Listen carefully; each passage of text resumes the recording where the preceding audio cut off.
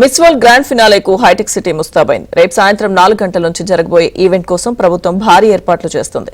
CM Revanth రెడ్డితో పాటు సినీ రాజకీయ ప్రముఖులు హాజరు కానున్న ఈ కార్యక్రమం కోసం హైటెక్ సిటీలో కట్టుదిట్టమైన ఏర్పాట్లను చేస్తున్నారు. ఇక మిస్ వరల్డ్ గ్రాండ్ ఫినాలే ఏర్పాట్లకు సంబంధించి మరింత సమాచారం మా ప్రతినిధి నుమాన్ అందిస్తారు.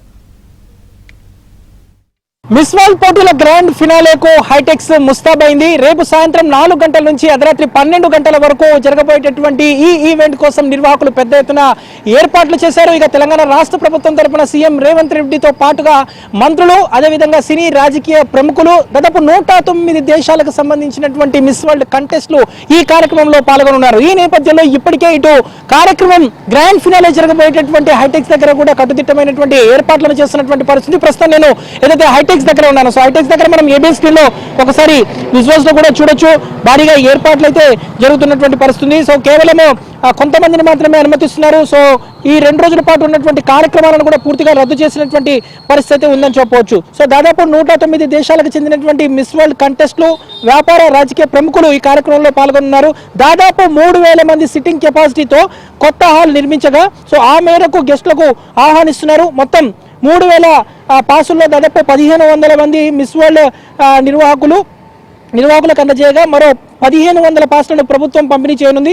సో ఈవెంట్ ను తిలకించేందుకు పరిమిత సంఖ్యలో మాత్రమే సామాన్యులకు అవకాశం కల్పిస్తున్నారు. సో ఇందుకోసం ఆన్లైన్ లో రిజిస్ట్రేషన్ అవకాశం కల్పించగా దాదాపు 10,000 దరఖాస్తులు వచ్చినట్టు తెలుస్తుంది. సో ఇందులో దాదాపు 500 నుంచి 1000 మంది సామాన్యులకు అవకాశం ఇచ్చేటటువంటి పరిస్థితి ఉందని చెప్పవచ్చు. సో ఫైనల్ కు అధికారులు పూర్తిగా కట్టుదిట్టమైనటువంటి ఏర్పాట్లు చేస్తారు. ప్రత్యేకంగా కంట్రోల్ రూమ్ ని ఏర్పాటు చేశారు. ప్రత్యేక కమిటీ నేతృత్వంలో ఏర్పాట్లను కూడా పర్యవేక్షిస్తున్నారు.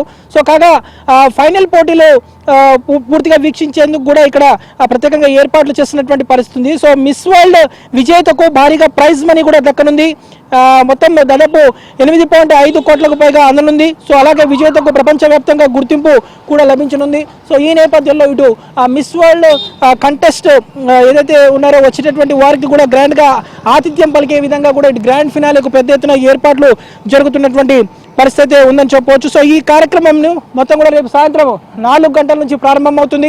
సో అర్ధరాత్రి వరకు ఈ కార్యక్రమం జరుగుతున్నటువంటి నేపథ్యంలో ఇటు హైటెక్స్ పరిసర ప్రాంతాల్లో కూడా పూర్తిగా కట్టుదిట్టమైనటువంటి భద్రతను రేపు ఉదయం నుంచి ఇటు పోలీసులు కూడా ఆంక్షలను కూడా అమల్లోకి తీసుకురానున్నటువంటి సిచ్యువేషన్ అయితే మనకు కనిపిస్తుంది. సీఎం రేవంత్ రెడ్డితో పాటు సినీ రాజకీయ ప్రముఖులు, దాంతోపాటు 109 దేశాలకు సంబంధించినటువంటి మిస్ వరల్డ్ కంటెస్ట్లు అందరూ కూడా ఈ కార్యక్రమంలో పాల్గొనున్నటువంటి నేపథ్యంలో హైటెక్స్ పరిసర ప్రాంతాల్లో అంతా కూడా ఇప్పటికే ఆంక్షలు కూడా అమల్లోకి వచ్చినటువంటి పరిస్థితి ఉందని చెప్పవచ్చు. మొత్తానికైతే దాదాపు ఇన్ని రోజులంతా ఒక లెక్క, గ్రాండ్ ఫినాలే ఇంకో లెక్క అనే విధంగా ఇప్పటికే ఇటు తెలంగాణ భాషా సాంస్కృతిక శాఖ, పర్యాటక శాఖ ఆధ్వర్యంలో పెద్ద ఎత్తున ఏర్పాట్లు జరుగుతున్నాయి.